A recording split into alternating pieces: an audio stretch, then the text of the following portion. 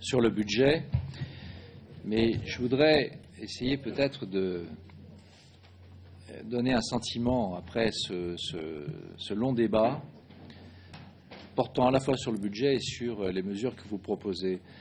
Je ne sais pas s'il y a encore des Grenoblois qui nous écoutent, mais je pense qu'ils doivent rester, en dehors de ceux qui sont ici dans cette salle, je pense qu'ils doivent rester sur leur faim.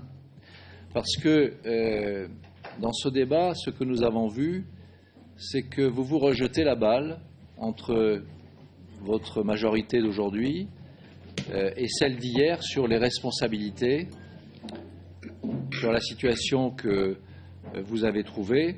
Et personne n'a rappelé, mais je vais le faire maintenant, que sur les 19 années des mandats de Michel Destot, vous avez co-géré, votre groupe, vous, vos amis, vous avez co-géré cette ville pendant 13 ans et que cette co-gestion a abouti en 2009 à l'augmentation de 10% des impôts pour solder votre gestion commune.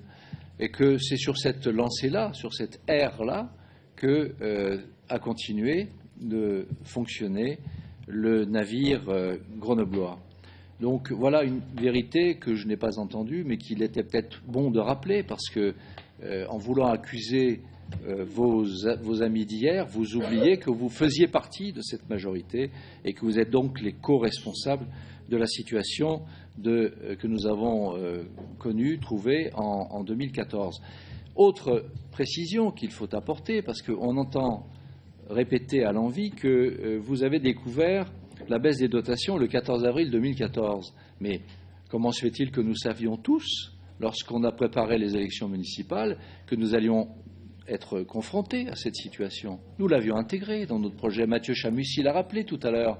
Nous savions très bien que l'État allait être dans cette nécessité de se désengager et dans cette nécessité, enfin, ça a été dit, etc. Et si vous ne le saviez pas, c'est grave que vous arriviez aux responsabilités d'une ville comme Grenoble sans avoir anticipé ce genre de choses, sans avoir compris que cette chose-là allait survenir.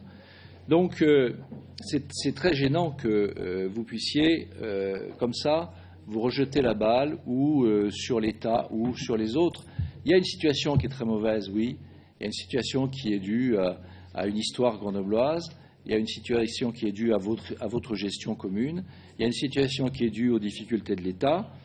Mais ce qui est frustrant dans ce débat de ce soir, c'est qu'à l'issue de plusieurs heures de discussion, nous ne savons toujours pas, vous n'avez toujours pas chiffré votre plan. On n'a toujours pas les éléments. Non, vous n'avez pas les éléments. On n'a aucun élément, point par point, nous disant ce que va rapporter en économie tel ou tel point. Eh bien, donnez-nous le document si vous l'avez. Nous ne l'avons pas. Nous ne l'avons pas. Et vous ne l'avez pas éclairé ce soir. Lancer des chiffres comme ça à la volée, 14 millions, sans avoir le détail des opérations, ça n'a pas de signification, ça n'a pas de portée, ça n'a pas de réalité. Donc nous attendons d'avoir le détail de ces éléments. Ce qui est frustrant également, c'est que nous vous proposons des mesures. Alors, vous pourriez peut-être dire que certaines ne vous conviennent pas, certaines vous posent problème, mais elles méritent discussion, ces mesures que nous proposons. Elles sont réelles, elles sont sérieuses, elles sont chiffrées. Nous pourrions en discuter. Mais non, vous refusez tout débat.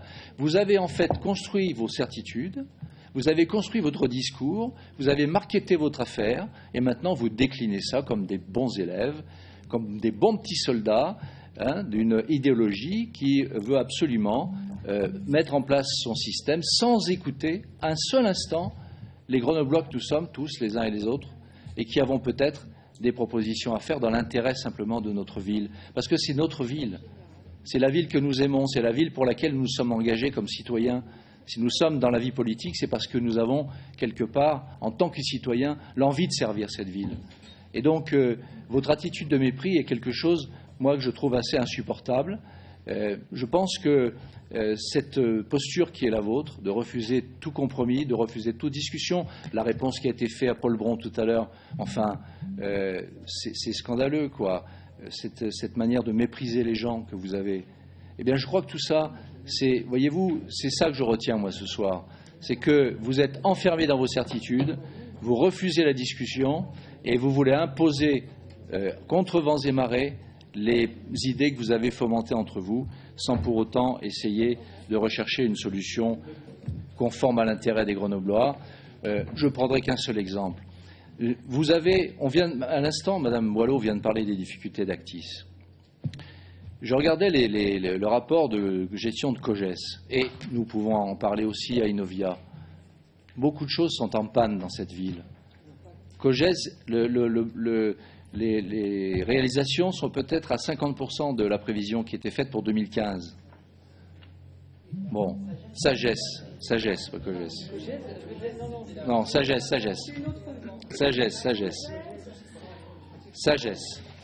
Donc, on est à 50% des réalisations qui étaient prévues pour 2015. Le retard pris pour la production de logements, notamment en ZAC, va pénaliser les recettes futures de la ville. Sur Alain Raymond, les permis des tranches 1 et 2, 300 logements, font l'objet de recours par des proches de votre municipalité. C'est également le développement de Flaubert qui aurait dû prendre le relais de construction, le développement de Flaubert, mais la programmation de cette ZAC n'avance pas.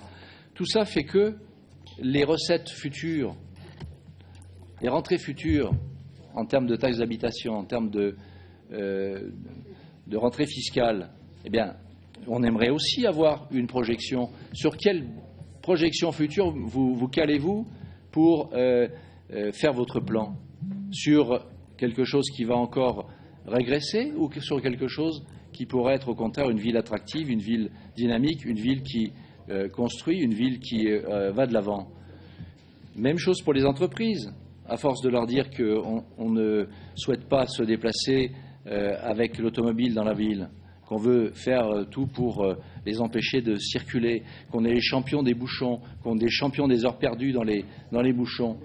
Est-ce que ça n'est pas quelque chose qui va aussi générer des pertes de recettes dans le futur? Voilà des questions sur lesquelles on aimerait travailler avec vous, mais je crois que la discussion, on l'a vu ce soir, avec vous, elle est assez impossible. Vous êtes enfermés dans vos certitudes, et bien c'est bien regrettable.